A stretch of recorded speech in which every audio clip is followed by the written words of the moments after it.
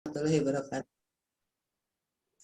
Teman-teman sekalian, para kepala sekolah, peserta pelatihan sekolah penggerak. Alhamdulillah kita udah sekian hari mempelajari tentang kebijakan-kebijakan yang harus kita tindak lanjuti. Berawal dari kita telah mempelajarinya kerangka kurikulum beberapa hari yang lalu. Terus kita juga mempelajari dan bahkan mengkaji bagaimana capaian pembelajaran yang harus nanti dikembangkan oleh anak-anak kita. Dan sekarang ini yang sangat lebih menukik, yaitu bagaimana proses penyusunan kurikulum operasional di satuan pendidikan. Ini adalah kurikulum yang betul-betul diimplementasikan di satuan pendidikan. Proses penyusunan kurikulumnya seperti apa? Kita perhatikan bagaimana proses penyusunan kurikulum operasional itu sebetulnya. Pertama, terlebih dahulu mari kita pahami kerangka dasar dan struktur kurikulum. Kalau berbicara dengan kerangka dasar dan struktur kurikulum, ini merupakan peta atau arah yang ingin kita kembangkan nanti dalam kurikulum satuan pendidikan. Baik, memahami kerangka dasar dan struktur kurikulum merupakan satu keharusan. Apa saja yang menjadi dasar panduan kurikulum operasional satuan pendidikan, dan apa saja yang ditentukan oleh kementerian. Kita lanjut. Nah, ini Bapak dan Ibu sekalian, tentang kerangka dasar kurikulum yang merupakan ruhnya atau jantungnya. Nah, kerangka kurikulum kerangka dasar kurikulum ini ditetapkan oleh pemerintah pusat, dan ada di sini yang kita lihat ada hal yang baru. Yang pertama adalah tujuan pendidikan nasional. Tujuan pendidikan nasional sekarang udah diterjemahkan ke dalam profil pelajar Pancasila. Dan selanjutnya SKL atau standar kompetensi lulusan yang dulu itu ABCD untuk SMA bunyinya seperti apa, sekarang udah merujuk kepada profil pelajar Pancasila. Jadi kita bisa terjemahkan bahwa tujuan pendidikan nasional kita yang sekarang adalah profil pelajar Pancasila. Kemudian selanjutnya untuk mencapai tujuan akhir atau lulusan kita itu kan nanti adalah profil pelajar Pancasila, maka dilengkapi operasionalnya dengan adanya standar isi, ada standar proses dan standar penilaian, dan ada standar-standar yang lain sebagai pendukungnya.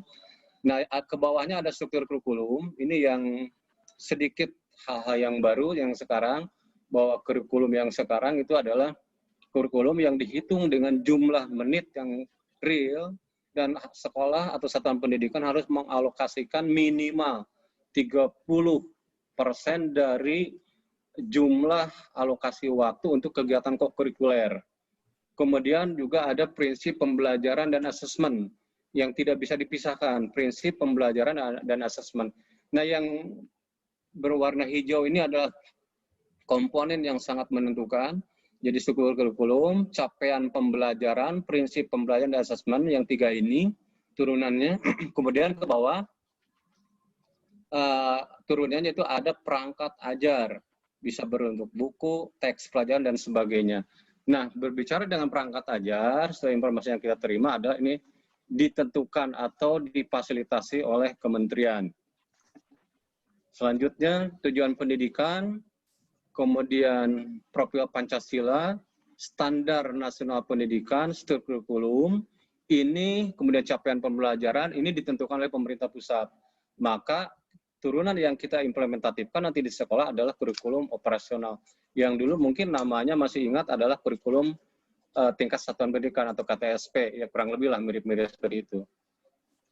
Baik, usai memahami tentang kerangka dasar kurikulum, mari kita pelajari proses penyusunan kurikulum di satuan pendidikan. Nah, prosesnya seperti apa? Kita nanti dalam rangka menyusun kurikulum operasional atau kurikulum implementatifnya. Proses penyusunan kurikulum operasional di satuan pendidikan, ya seperti ini, saya lihat bagannya. Proses penyusunan kurikulum operasional di satuan pendidikan berawal dari yang kita harus maknai, bahwa tujuan pendidikan nasional kita ini sekarang udah diterjemahkan menjadi profil pelajar Pancasila. Kemudian diturunkan menjadi SMP, standar nasional pendidikan yang 8 itu sekarang sudah diterjemahkan lagi menjadi struktur kurikulum. prinsip pembelajaran dan asesmen dan capaian pembelajaran ini hal-hal yang baru. Jadi yang SNP ini sudah diterjemahkan menjadi struktur kurikulum, prinsip pembelajaran asesmen, dan capaian pembelajaran yang 3 ini. Dan tujuan pendidikan nasional tadi sudah diterjemahkan menjadi profil pelajar Pancasila. Nah, ke bawah ini ditentukan oleh pemerintah pusat.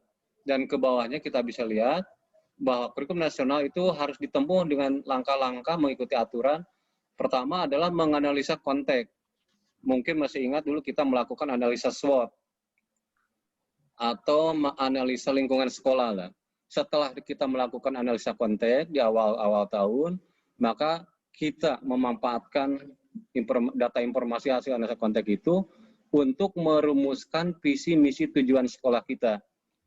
Kemudian menentukan pengorganisan pembelajaran. Nah, kalau dulu ini namanya mungkin termasuk manajemen pembelajaran atau termasuk pengaturan pembelajaran. Kemudian menyusun rencana pembelajarannya seperti apa. Kemudian dilakukanlah atau mendesain pendampingan, evaluasi, dan pengembangan sebagai tindak lanjut tahap sebelumnya.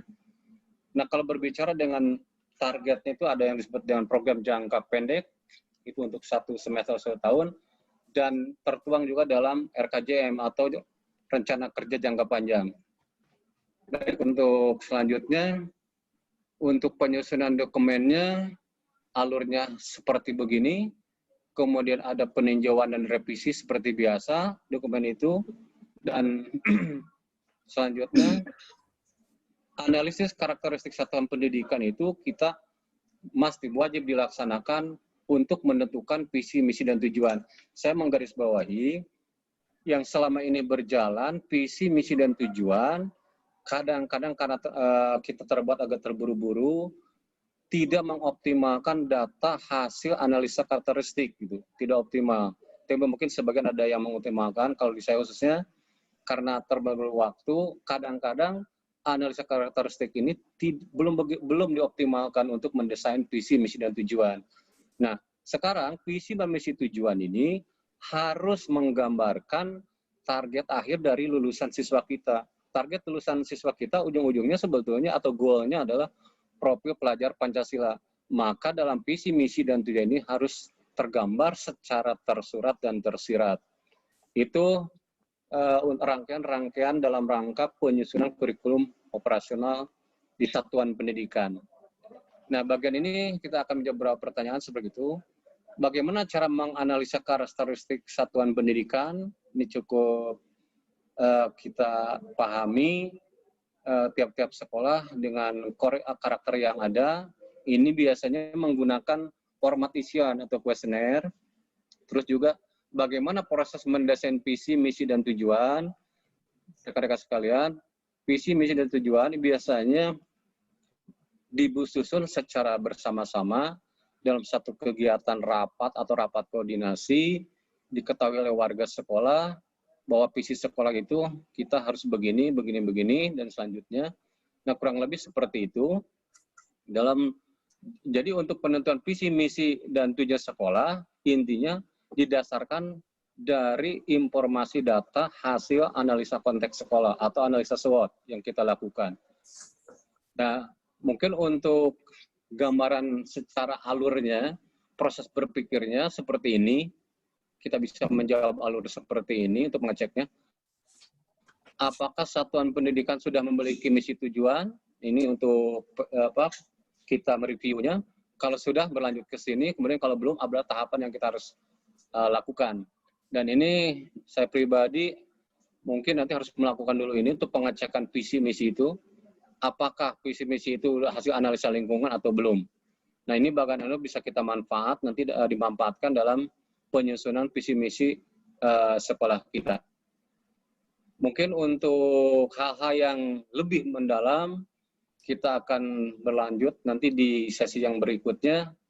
Mungkin itu yang bisa saya sampaikan secara garis besar tentang proses penyusunan kurikulum operasional yang perlu kita pahami, yang mungkin saya garis bawahi lagi. Mungkin itu saya yang sampaikan. Terima kasih rekan-rekan semua. Kalau ada tanggapan atau pertanyaan, kami beri waktu, dipersilahkan. Terima kasih. Mangga, ada tanggapan? Saya Pak, Ya, baik. tadi dalam bagan itu ada eh, pemerintah pusat dan satuan pendidikan. Di sana ada pembagian kewenangan antara pemerintah pusat dan satuan pendidikan. Nah, mohon apa saja kewenangan pemerintah pusat dan apa kewenangan satuan pendidikan? Ya, terima kasih. Baik, saya coba ya sepanjang pemahaman saya, betul bahwa program Sekolah Bergerak ini adalah program yang berbeda dengan program yang sebelum-sebelumnya. Sempat kita dulu mungkin pernah mempelajari mengenal program Standar Nasional Pendidikan, program SSN, RSB dan sebagainya. Yang membedakan program sekarang ada terjadinya kolaborasi antara pemerintah pusat dan daerah. Nah, wewenang pemerintah pusat adalah menentukan tujuan pendidikan nasional yang pertama, itu wewenang pemerintah pusat, dan menentukan profil pelajar Pancasila. Nah, jadi profil pelajar Pancasila ini kalau kita lihat di sini berarti terjemahan dari tujuan pendidikan nasional gitu, udah diberubah. Dan terjemahan dari SMP ini adalah menjadi 3 struktur kurikulum, prinsip pembelajaran dan asesmen, dulu terpisah dengan asesmen secara bersatu, dan capaian pembelajaran. Nah, ini adalah kewenangan pemerintah pusat. Nah, ada ke bawahnya, ada yang kolaborasi dengan pemerintah daerah dalam hal apa? Yaitu dalam rangka pengembangan kurikulum operasional di satuan pendidikan. Maka di kurikulum operasi pendidikan kita harus mengadopsi muatan-muatan lokal yang berlaku di daerah tersebut. Contoh di lingkungan saya di sini ada muatan lokal yang sudah diperdakan yaitu pencaksilat. Mau tidak mau kita adopsi. Kemudian ada kearifan lokal tentang pengembangan UMKM yang diintegrasikan dalam pengembangan kewirausahaan peserta didik nanti dalam unit-unit produksi. Nah, mungkin seperti itu kewenangannya untuk kegiatan kolaborasi pemerintah pusat dan daerah. Terima kasih, Bu. Ya, terima kasih Pak, cukup jelas. Ya. Terima kasih Pak pembawa materi, Pak Marpudin, cukup jelas saya. Jadi artinya dalam pembuatan kurikulum ini nanti memang sudah dibagi ya kolaborasinya antara pemerintah pusat dengan pemerintah daerah dan satuan pendidikan gitu ya Pak Marpudin ya. Betul Pak. Hanya sekarang ini kan berarti yang menonjolnya itu adalah di profil pelajar Pancasila. Baik Pak. Kalau dengan demikian nanti apakah kita juga harus merubah visi dan misi kita atau gimana ya Pak? Ya. Pak Marpudin ya. Siap. Baik Pak, terima kasih. Ini pertanyaan luar biasa. Nah, kita tadi flashback ke sini Pak, bahwa kewajiban di daerah khususnya di satuan pendidikan adalah menentukan visi misi sekolah atau masing-masing satuan pendidikannya ini. Ada hal yang kita maknai bahwa apakah visi misi ini harus dirubah.